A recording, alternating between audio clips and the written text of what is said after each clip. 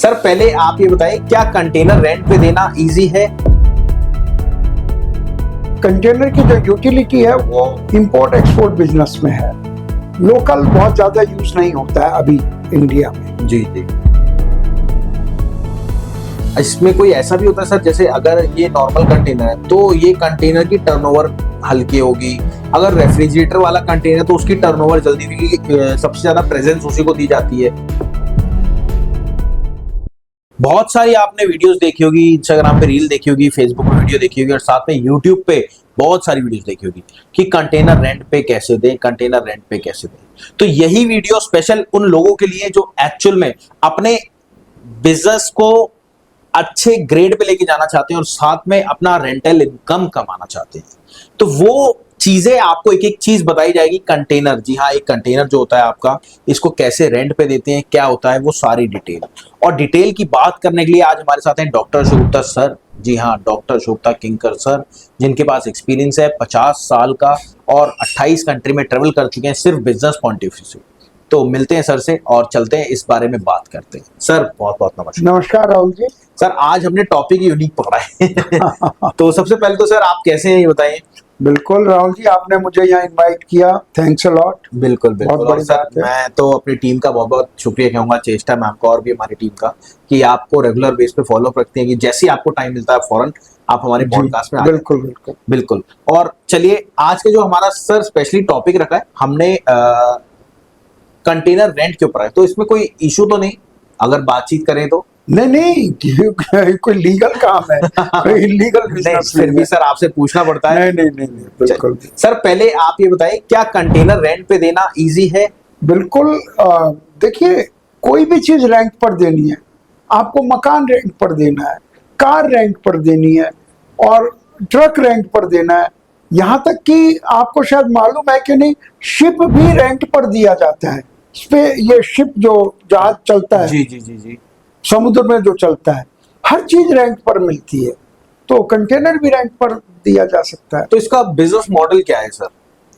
Business model यही है, containers बहुत इसकी यूटिलिटी बढ़ती जा रही है, क्योंकि इसके चक्कर में सर कोई बात नहीं करता और जिनकी ऑलरेडी काम है वो काम कर रहे हैं।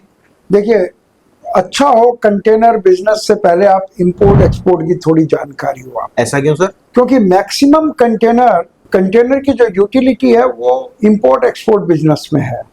लोकल बहुत ज्यादा यूज नहीं होता है अभी इंडिया में। जी जी। तो अगर आप इंपोर्ट एक्सपोर्ट बिजनेस में हैं तो आप उस कम्युनिटी के बीच में बैठते हैं, जहाँ शिपिंग वालों से आपका ताल्लुक होता है, तो उनको आप कंटेनर दे सकते हैं, रेंट पर दे भी सकते हैं, ले भी सकते हैं। ओके जी। तो कितने टाइप के होते हैं सर अगर देखा जाए? कंटेनर कितने टाइप के होते हैं बेसिकली? देखिए, आपने बहुत अच्छा मॉडल रखा हुआ है। ये एक 20 फीट कंटेनर कहलाता है। ठीक है। इसकी एक हाइट होती है, एक इसकी ये चौड़ाई होती है। ये अंदाजन 8 फुट होती है, ये अंदाजन 8.5 फुट होती है। जी।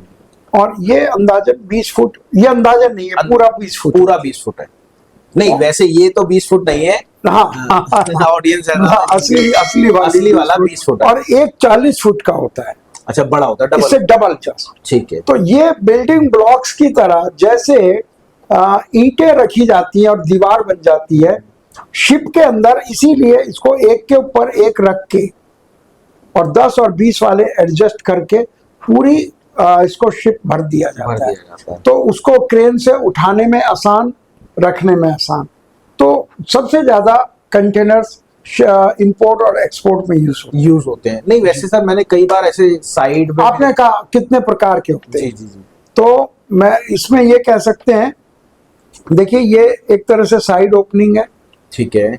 यहाँ दरवाजा होता है। ठीक है। ये फ्रंट ओपनिंग है, अगर कोई ऐसी प्रोडक्ट है जो सामने से नहीं डाला जा सकता, फ्रंट से डाला जाता है।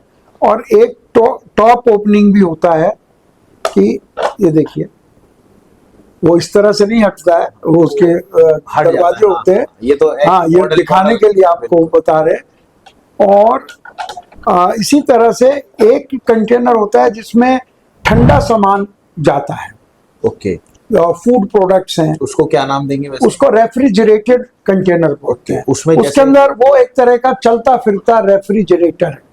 तो उसमें करंट उसमें वगैरह कहाँ से आता हाँ, है? उसमें अगर वो ट्रक पे रखा है तो ट्रक के अंदर इंतजाम रहता है उसको पावर देने का। ओके, ठीक है। और अगर वो शिप में रखा है, शिप के अंदर भी पावर का इंतजाम रहता है। वो जहां रखा जाता है पावर का इंतजाम होता है। अच्छा, उसमें जो इसमें कोई ऐसा भी होता है सर, जैसे अगर ये नॉर्मल कंटेनर है तो ये कंटेनर की टर्नओवर हल्की होगी, अगर रेफ्रिजरेटर वाला कंटेनर तो उसकी टर्नओवर जल्दी होगी, क्योंकि सबसे ज्यादा प्रेजेंस उसी को दी जाती है। नहीं नहीं, सबका बिजनेस होता है। जो नॉर्मल कंटेनर्स हैं उनकी भी बहुत डिमांड है और रेफ्रिजरेटेड की भी बहुत डिमांड है। तो उतने ही बनते हैं जितनी डिमांड होती है। जितनी डिमांड होती है। ऐसा नहीं कह सकते इसकी बहुत ज्यादा है, इसकी बहुत कम है। बट सर अगर देखा जाए तो क्या ये बिजनेस मॉडल वाकई में कामयाब है? बिल्कुल है। जब एक इंडस्ट्री में करोड़ों कंटेनर्स यूज किए जा रहे हैं तो वहां डिमांड तो रहेगी हमेशा। सर ये कंटेनर रेंट पे लेता कौन है बेसिकली? देखिए, कोई भी ले सकता है जिसको जरूरत है। मान लिया आज, जैसे फॉर एग्जांपल आजकल किसी ने अपनी कोई कॉलोनी बनानी है, वहां एक ऑफिस बनाना है, ठीक है। अच्छा, उसके भी काम है। तो वो एक कंटेनर, ऑफिस कंटेनर जिसको बोलते हैं, उसके अंदर पूरा इंसुलेशन वगैरह होता है जिससे कि एसी लगाने की जगह होती है। बिल्कुल बिल्कुल। तो वो बना बनाया ऑफिस होता है। जहाँ मेट्रो बनती है वहां पे कंटेनर वो यूज में आते तो वो ऑफिस की तरह यूज आ जाता है। यूज आ जाते हैं। विदेशों में ये बहुत आम है ओके। कि किसी के पास घर है 200 गज का, 100 गज का, जितना भी बड़ा, उसके पास कुछ एक्स्ट्रा सामान है तो उसको कहाँ स्टोर करेगा? तो घर के आंगन में वो एक कंटेनर रख लेता है, तो उसके अंदर वो सामान रख लेता है। वो गैराज की तरह यूज आ जाता है। और इस तरह से कंटेनर के बहुत बेसिकली मेन सर कंटेनर कहाँ चलता है? बेसिकली तो शिपिंग लाइन में चलता है। आप देख रहे हैं जितना भी कंटेनर्स है, इंपोर्ट और एक्सपोर्ट में सबसे ज्यादा यूज होता है। जी। और सर अब जैसे कंटेनर तो आपने ही बताया, तो क्या पहली बारी में ही कंटेनर रेंट पे देना चालू कर दें या फिर कुछ प्रोसीजर होता है इसका? मेरे ख्याल से अच्छा रहे आप पहले इंपोर्ट एक्सपोर्ट कम्युनिटी का एक हिस्सा बने। उससे आप एक तो पैसा भी कमाएंगे कंटेनर बिजनेस के लिए, क्योंकि ये सारा चीजें जो होती है डॉलर में होती है। हाँ तो जी। डॉलर में समझने के लिए इंसान को बहुत ज्यादा, मतलब जो हमारे लोकल मेंबर्स होते हैं उनको बहुत ज्यादा चीजें समझ में नहीं आती। इसलिए अगर थोड़ा सा इंपोर्ट एक्सपोर्ट करें, जो कि स्टार्टअप इंडिया आपका सिखाता ही है, बिल्कुल, वो तो है ही सर। तो बहुत मुश्किल नहीं है, 2-3 महीने में आदमी सीख जाता है। और उसके बाद कंटेनर रेंट करे या शिप रेंट करे या गोदाम रेंट करे, बिल्कुल, तो कुछ भी रेंट कर सकता है। तो बिजनेस मॉडल देखा जाए तो काफी अच्छा है। बहुत अच्छा, बहुत अच्छा है। और देखिए सर का कहना है आप कर सकते हैं, बट पहले आपको उस कम्युनिटी में जुड़ना पड़ेगा, खुद का अपना इंपोर्ट या एक्सपोर्ट एक करना पड़ेगा, क्योंकि तभी आपका आईसी कोड वगैरह, मतलब जो भी लाइसेंस वगैरह है वो तभी चलते चलते बन जाएंगे और साथ में आपको एक करना आ गया, आपको पता लग जाएगा। कम्युनिटी के बीच में बैठेंगे तो आपको और चीजें मिलेंगी। अब एक छोटी सी बात, अगर आपको कोई अपना मकान रेंट पे देता है तो प्रॉपर्टी डीलर के पास जाते हैं ना, तो ऐसे ही आपको इंपोर्ट एक्सपोर्ट में जाना ही पड़ेगा और साथ में उसकी चीजें समझनी पड़ेगी।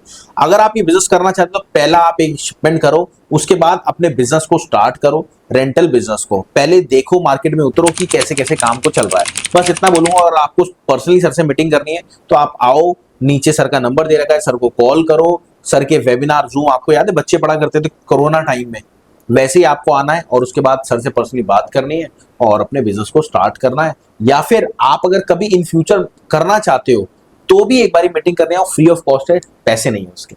चलिए मिलते हैं अगली वीडियो में। नमस्कार, धन्यवाद, thank you sir. Thank you Rahul.